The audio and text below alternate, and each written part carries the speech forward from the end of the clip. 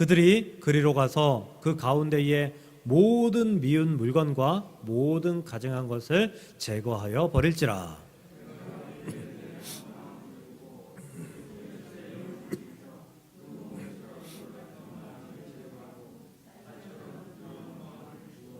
내 율례를 따르며 내 규례를 지키게 행하게 하리니 그들은 내 백성이 되고 나는 그들의 하나님이 되리라. 아멘. 아멘. 네, 오늘 행복을 주는 용서, 행복한 사람들의 교회 일곱 번째 말씀을 전하도록 하겠습니다. 많은 은혜가 우리 가운데 있기를 축복합니다. 우리 주위 분들하고 인사하셨나요? 인사 한번 하고 시작할까요? 주의 이름으로 축복합니다. 반갑습니다.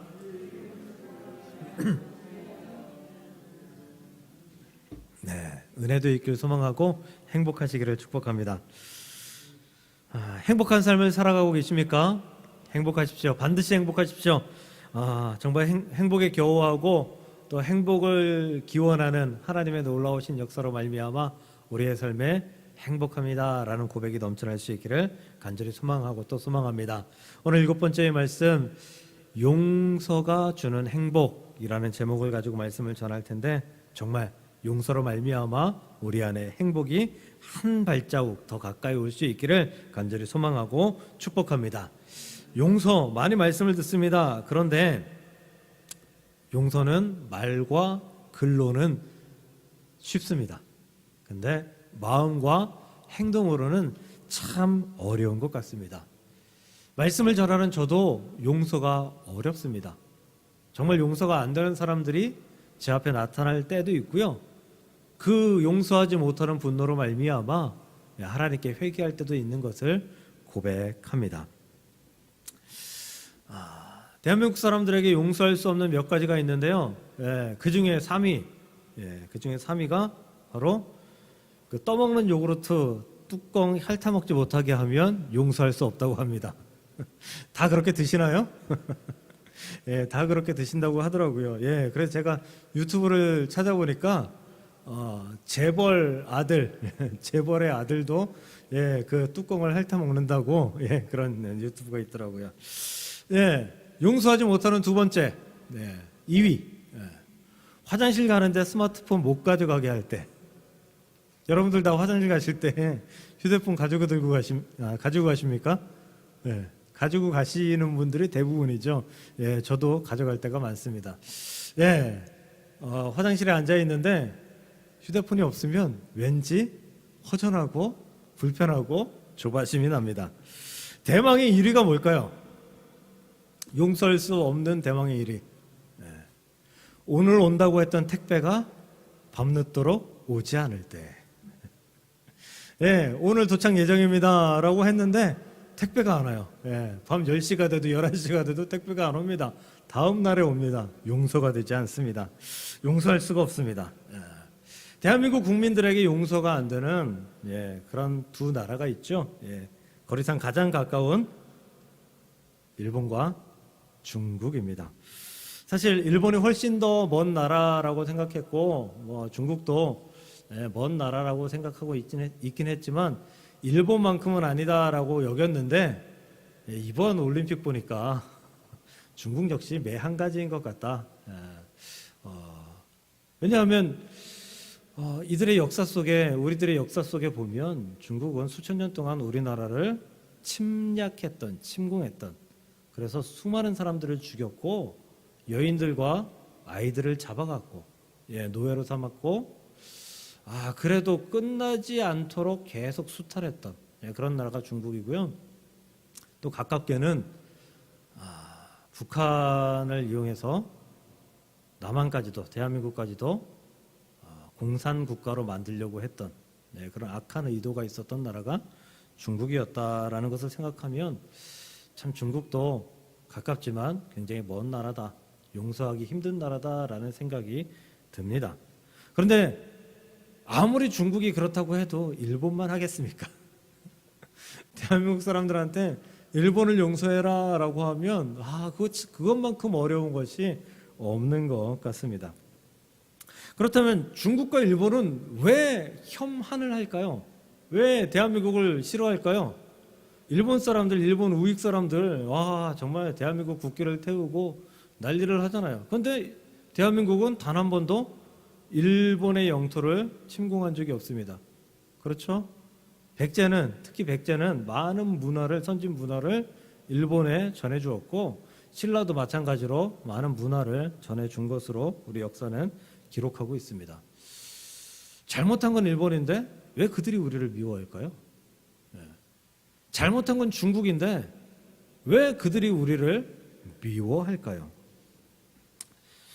대한민국이 일본과 중국을 미워하는 것은 지극히 당연하다라고 여겨지는데, 일본과 중국이 혐한을 한다, 미워한다, 우리를 미워한다라는 것은 당최 이해할 수가 없는 행동이다라는 것입니다. 그런데 이러한 생각이 우리가 그들을 용서하지 못하는 가장 큰 이유가 된다는 사실을 기억해야 됩니다. 나는 옳은데 상대는 틀렸다. 나는 옳은데, 나는 바르게 행동했는데 상대가 틀리게 행동했다. 예의 없게 행동했다. 나는 피해자고 너는 가해자이기 때문에 가해자인 너희가 내게 머리를 조아리지 않으면, 용서를 구하지 않으면 나는 너희들을 용서할 수가 없다라는 것이 용서의 그릇됨의 출발이다라는 것입니다. 그럼에도 불구하고 과연 우리가 그 두 나라를 용서할 수 있을까? 참 물음표만 남는 그런 질문인 것 같습니다. 참으로 어렵습니다. 그럼에도 불구하고 하나님은 용서하라라고 말씀하십니다. 하나님의 백성은 행복하게 살아야 될 의무, 책임이 있기 때문이죠. 오늘 용서하라라는 말씀, 그 말씀을 지킴으로 말미암아 우리에게 어떻게 행복이 오는지 체험할 수 있기를 간절히 축복하고 또 축복합니다. 용서를 이야기할 때 빼놓을 수 없는 그런 말씀이 있죠. 마태복음 18장 21절 이하를 보면 베드로가 예수님한테, 예수님 7번 용서하면 되겠습니까? 라고 했을 때 예수님께서 70번씩 7번이라도 용서하라 라고 말씀하신 그 말씀 기억하시죠? 우리가 거의 매년 용서에 관한 말씀을 들을 텐데, 또 1년에 몇 번 들을 때도 있을 텐데, 그 말씀을 들을 때마다 본문으로 사용하는 그런 말씀이 됩니다. 그렇다면 여러분들에게 질문합니다. 70번씩 7번 용서할 수 있겠습니까? 아니, 베드로가 말한 7번은 용서가 가능하십니까? 아니, 대한민국 사람들 3-4번은 용서 가능하십니까? 사실 3-4번도 쉽지는 않습니다. 작은 용서는 쉬울지 몰라도 내가 발끈하게 만드는 그러한 잘못들에 대한 용서 3-4번 쉽지 않습니다. 한 번 잘못한 것은 용서할 수 있습니다. 더불어 그 한 번 잘못한 것에 대해서 용서를 구하는 사람에게는 흔쾌히 용서해 줄 수 있어요. 그런데 재차 동일한 잘못을 내게 행한 사람 용서하기 쉽지 않습니다. 나에게 용서를 구하지 않는 사람, 그 사람을 용서하는 것, 그 뻔뻔함에 대해서 내가 먼저 손 내미는 것, 이거 쉽지 않다는 것이죠. 2차 세계대전의 주범이 3개 나라죠. 독일, 일본, 그리고 한 나라는 이탈리아입니다. 이탈리아는 패전을 많이 해서 이 전범 국가에서 좀 약간 소외되는 것 같습니다.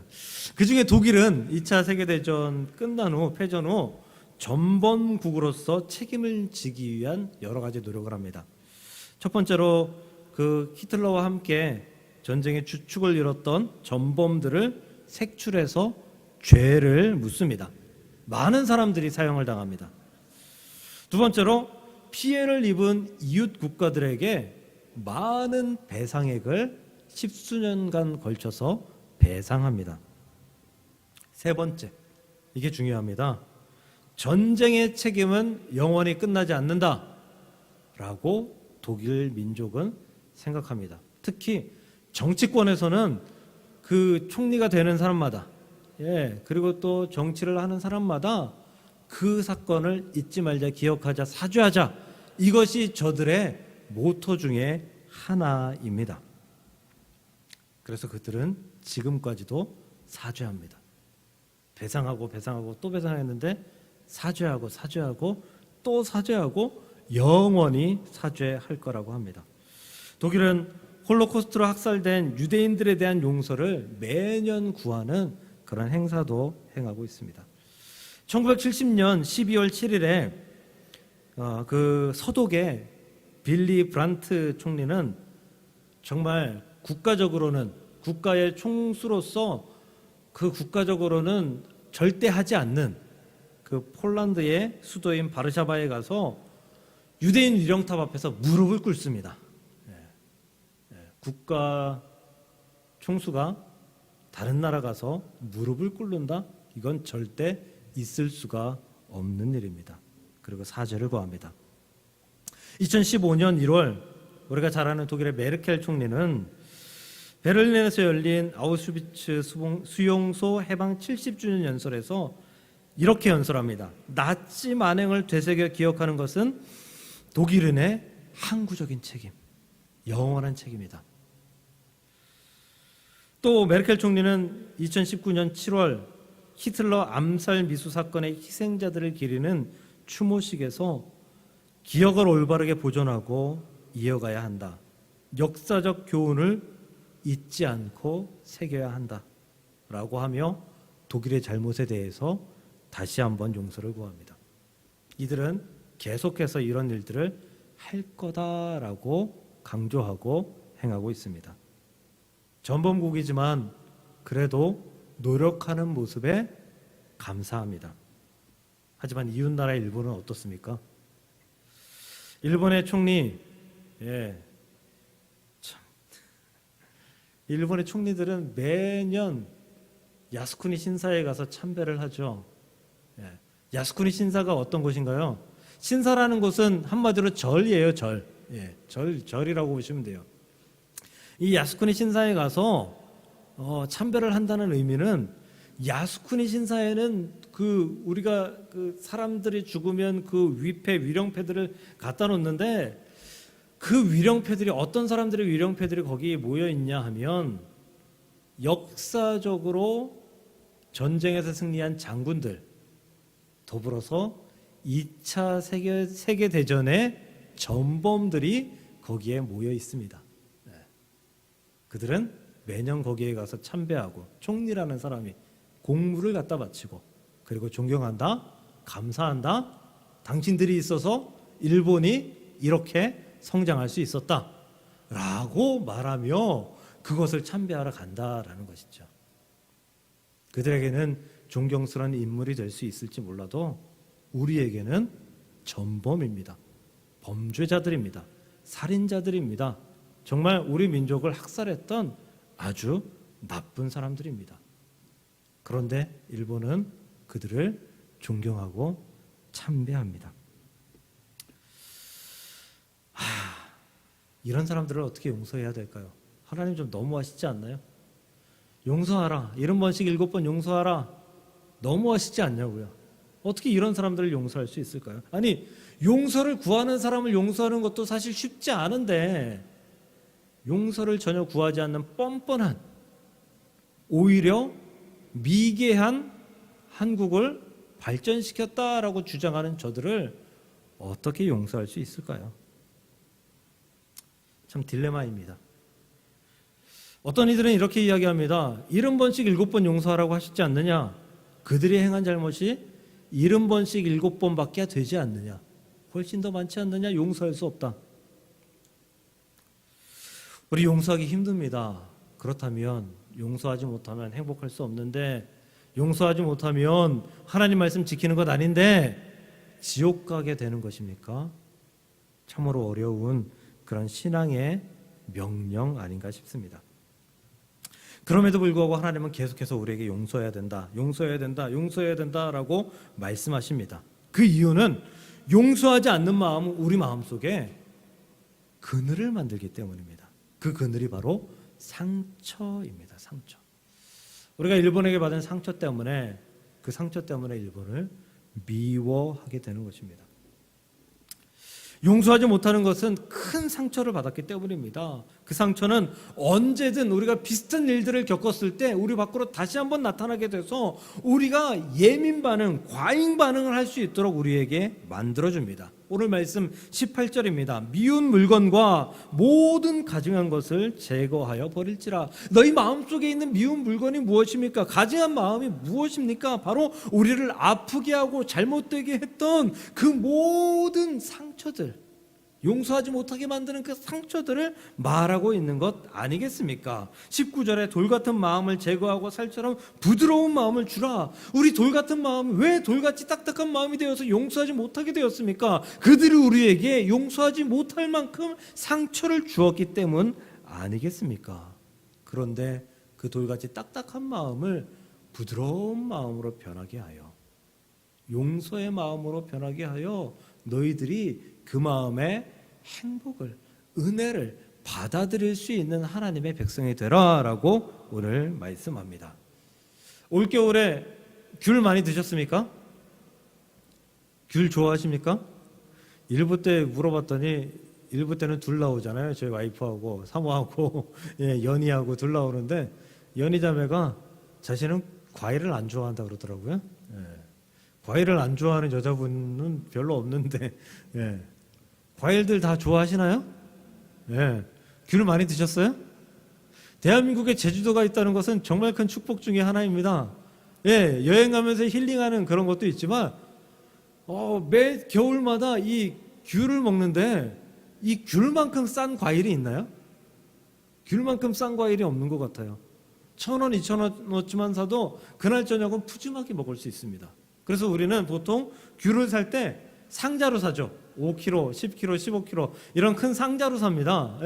큰 상자로 사도 뭐 돈이 뭐 10,000원, 20,000원 밖에 하지 않으니까 요새 세대에 뭐 10,000원, 20,000원이 뭐 크게 부담되는 돈이 아니잖아요. 그래서 보통 박스로 사서 그렇게 먹습니다.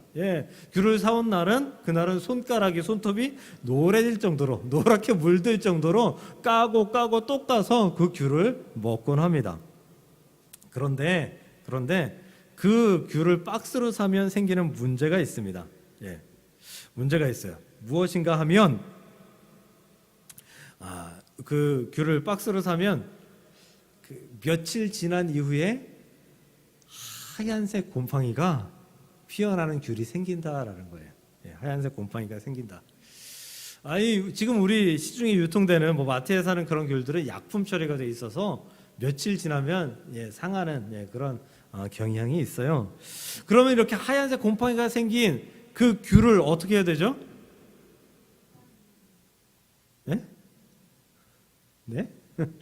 드러내서 버려야 돼요.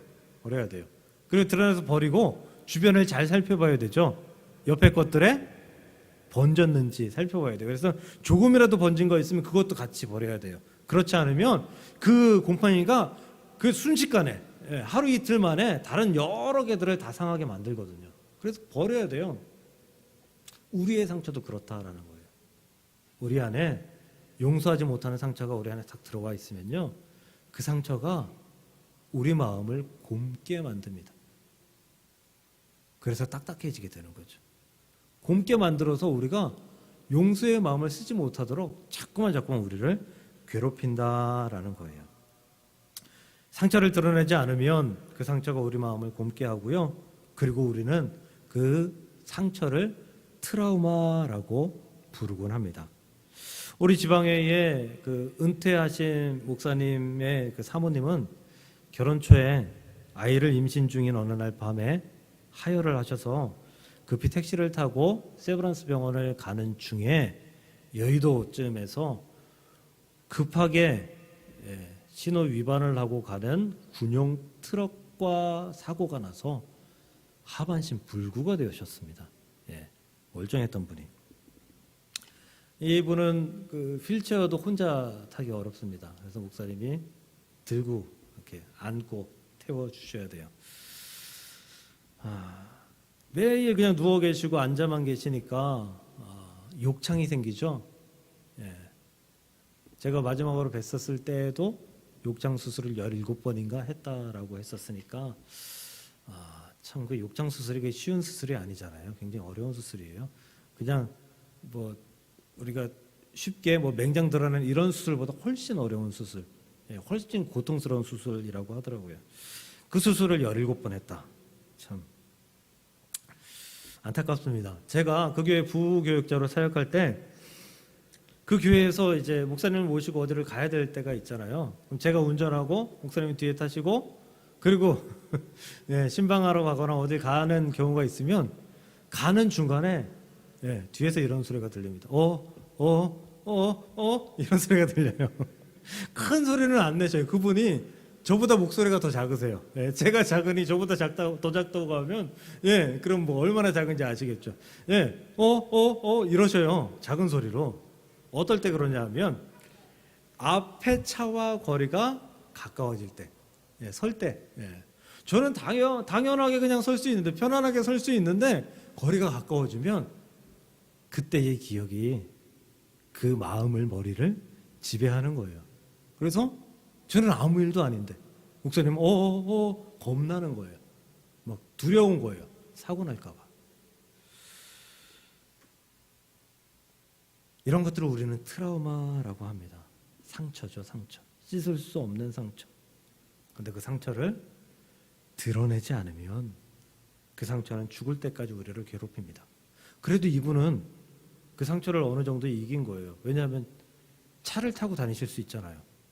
어떤 분들은 차 사고 나면 차 절대로 못 타고 다니는 분들이 있어요.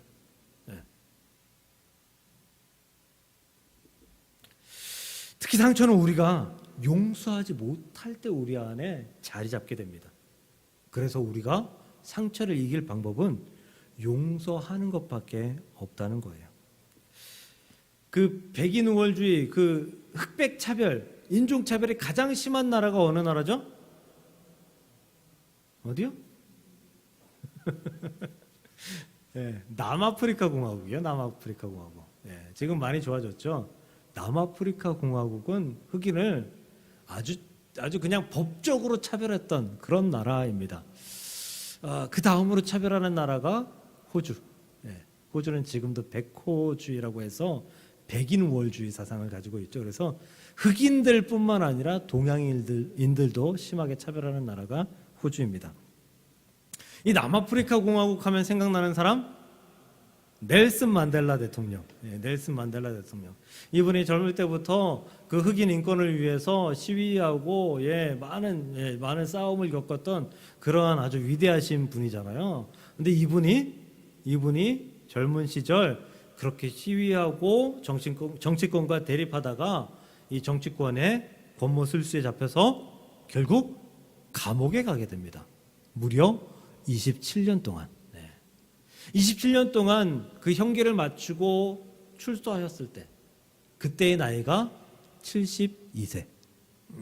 정치권에서는 이제 너는 더 이상 무언가를 할 수 있는 힘과 능력이 없다. 그래서 풀어준 거예요. 그런데 4년 후 76세. 그러니까 여러분들 지금 60세, 70세, 뭐 지금 76세니까 거의 뭐 80세. 용기를 잃지 마십시오. 아직도 무언가를 할 수 있는 그러한 연세이십니다. 76세에 1994년에 남아프리카 공화국의 대통령이 됩니다. 남아프리카 공화국의 대통령이 된 이후에 넬슨 만델라 대통령이 가장 먼저 한 일이 진실과 화해 위원회를 조직합니다. 그래서 이 흑백 차별, 그 흑인 차별로 인해서 많은 고초를 겪었던 흑인들, 피해자들이죠. 그리고 그들을 괴롭혔던 정치인들을 포함한 군인들, 가해자들, 이들과 함께 대화할 수 있는 자리를 마련해 준 거예요. 그 자리에서, 그 위원회의 그 자리에서 피해자 측에서 한 말이 아주 유명한 말이 되어서 지금까지도 많은 사람들은 그 말을 사용합니다. 그 말은 우분투라고 하는 말이에요. 우분투. 우분투. 어디서 들어봤죠? 우분투. 못 들어보셨나요? 우분투 남자분들은 다 들어보셨을 텐데요. 컴퓨터 하시는 분들은. 우분투라는 게 그 윈도우 같은 OS 프로그램이거든요. 그 공짜 프로그램. 우분투라는 뜻이 무엇인가 하면 네가 있어서 내가 있다. 이 뜻이에요. 당신이 있기 때문에 나도 있는 것입니다. 이게 피해자가 가해자한테 이런 말을 하는 게 이해가 되시나요? 당신 때문에 내가 이렇게 고난을 겪었습니다. 이게 맞는 말이잖아요. 근데 당신이 있어서 내가 있습니다. 당신 때문에 우리 가족이 죽었고, 당신 때문에 우리가 피해를 입었고, 당신 때문에 우리가 이렇게 가난하게 살고, 당신 때문에 우리가 이렇게 어렵습니다 라고 해야 되는데, 당신이 있기 때문에 나도 있습니다 라고 말하는 거예요. 이게 무슨 말이에요? 당신, 나, 너와 내가 아닌 우리는 한계입니다. 우리는 함께 살아가는 존재입니다. 이전에 그렇지 못했다면 이후로는 우리 함께 살아갑시다. 용서의 말이었다라는 것입니다. 가해자였던 당신도 필요한 사람이다라는 뜻입니다. 용서하겠다는 말이에요. 성경은 이렇듯 우리에게 끝없이 용서를 요구합니다. 그 용서함으로 말미암아 화목하라라고 말합니다. 인간과 하나님과의 화목, 또 사람과 사람과의 화목, 이 화목에서 가장 중요한 것이 바로 용서다라고 말하는 거죠. 용서는 트라우마를 잊게 해주고 막힌 담을 헐게 해주며 화목하게 해서 상처를 드러나게 하고 치유되게 하는 그런 역사를 우리에게 이루어낸다라는 것입니다.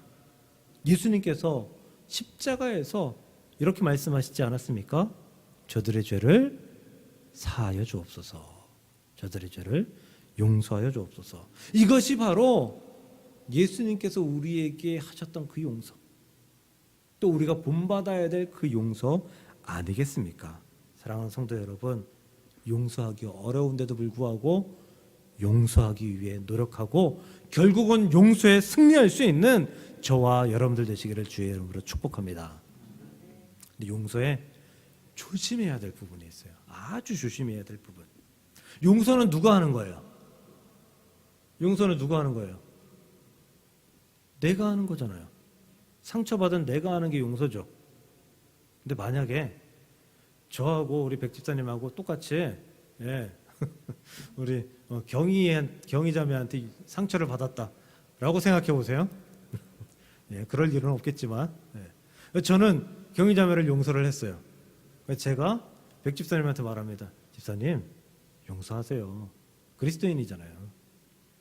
근데 백 집사님이 용서할 마음이 없어요. 아니 그리스도인이 용서하러 배웠는데 왜 용서하지 않아요? 이거 안 된다라는 거예요. 용서는 내가 하는 거예요. 그래서 내가 했다고 해서 다른 사람도 할 수 있을 거다, 다른 사람도 해야 된다라고 강요하지 말라라는 거예요. 강요 대신 그가 용서할 수 있도록 위로하고 격려하고 사랑해주고 도와줘서 그가 용서의 마음을 품을 수 있게끔 옆에서 중보하는 역할을 해야 된다라는 거예요. 용서는 강요해서 될 일이 아니라 용서를 도와주는 것이 그리스도인들의 역할이다라는 것이 용서에 주의할 점이다라는 것입니다. 그럼 우리가 왜 용서를 도와줘야 될까요? 용서를 해야 행복하기 때문입니다. 용서하지 않으면 행복할 수가 없습니다. 용서하지 않으면 그 용서하지 않은 상처 때문에 우리는 행복하게 살아가다가도 그 상처가 어느 날 갑자기 내 안에서 툭 튀어나와서 분노가 되고 질투가 되고 시기가 되고 싸움이 되어서 나를 확 망가뜨리는, 나의 행복을 확 망가뜨리는 그러한 상황을 경험하게 될 수도 있다라는 거예요. 여러분들 사회생활하면서 여러분들 삶을 살면서 주변 사람이 내가 생각하기엔 아무 일도 아닌데 왜 저렇게 화를 낼까? 라고 생각되는 경우 있지 않으셨어요? 아니 그냥 조금 화를 내고 말든지, 아니 별 화낼 일도 아닌데 왜 저렇게 화를 낼까? 그런 경우들 우리는 경험하잖아요. 왜 그럴까요? 그가 그 비슷한 일 때문에 엄청난 상처가 그 안에 있기 때문이에요. 그가 그 상처 그대로 가지고 있으면 때마다 시마다 사탄 마귀의 공격을 받아서 상처 때문에 그렇게 분노하고 행복을 잃어버리게 된다라는 거예요. 그러니 우리는 그 상처를 드러내는 용서를 함으로 행복을 유지할 수 있고 행복에 더 가까워지는 하나님의 백성들이 되어야 된다라는 것입니다. 용서가 영어로 뭘까요? 용서. 네, 다 아시는데 그냥 forgive, forgive, forgive가 용서잖아요. for 뭐뭐를 위하여, 뭐뭐 때문에, 뭐 그런 뜻이죠. give, give가 뭐예요? 준다라는 거죠. 뭐 때문에 줘요? 뭘 위해서 줘요? 나를 위해서 줘요. 뭘 줘요? 용서를 주는 거예요. 내게 잘못한 사람에게 용서를 줍니다. 그러면 용서를 줌으로 말미암아 내가 받았던 상처를 어떻게 돼요? 잊게 돼요. 잊는다는 영어로 뭐죠? forget. forget입니다. for 플러스 get. for 뭐뭐 위하여, 뭐뭐 때문에. get. 요즘에 신조어죠. get하다. get이 뭐예요? 얻는다라는 뜻이죠. 받는다라는 뜻이에요. 얻는다는 뜻이에요. 내가 용서해 줌으로 말미암아 내가 상처를 잊는다. 내가 상처를 잊고 무엇을 받아요? 하나님의 은혜를 받아요. 행복을 받아요. 행복을 누릴 수 있는 권리를 받게 된다라는 것입니다. 그러므로 그리스도인들이 다른 이들을 용서하는 마음을 품고 용서하게 되면 그 용서로 말미암아 그저 끝나는 것이 아니라 용서 때문에 하나님께서 허락하시는 은혜와 그 은혜로 말미암아 누리는 행복이 우리 삶에 이어질 수 있다라는 사실을 기억해야 된다라는 것입니다. 제가 장담합니다. 여러분들 이 이후에도 이 삶을 살아가면서 용서하지 못할 일을 경험하게 될 거예요. 그때 이 말씀을 기억하십시오. 용서하면, 그럼에도 불구하고 용서하면 내게 반드시 하나님께서 주시는 것이 있다. 내가 얻는 것이 있다. 그 행복을 위해서, 그 주시는 것을 위해서 내가 과감히 용서하겠다. 상처를 잊어버리겠다라고 하시며 여러분들 용서에 마음을 열고 용서가 주는 행복을 누릴 수 있는 저와 여러분들이 되시기를 주의 이름으로 간절히 축복합니다. 기도하겠습니다. 하나님, 용서는 그를 위해 하는 것이기도 하지만 나를 위해 하는 것이다 라는 말씀을 듣습니다. 나의 행복을 위해서, 나의 축복을 위해서 나에게 하나님이 주시는 귀한 은혜를 경험하며 기억하기 위해서 용서한다는 귀한 사실을 오늘 말씀을 통해서 들었으니 하나님, 용서할 수 있는 마음을 더 품을 수 있도록 인도하여 주옵소서. 용서하지 못하게 하는 모든 마음을 다 드러내게 하시고 용서함으로 말미암아 행복의 자리에, 은혜의 자리에, 천국의 자리에 우리가 들어갈 수 있도록 하나님 인도하여 주시옵소서. 용서하지 못하게 하는 마음은 사탄 마귀에 주는 마음, 그 상처를 잡고 있게 하는 마음은 사탄 마귀에 주는 마음이다 라는 사실을 기억하게 하시고 하나님이 주시는 마음, 용서하는 마음을 우리 안에 온전히 품어 하나님의 백성으로서, 하나님의 은혜 있는 자로서의 온전한 삶을 살아가는 주의 백성들이 될 수 있도록 주께서 축복하시고 역사하여 주옵소서. 예수님의 이름으로 감사하며 기도 드리옵나이다. 아멘.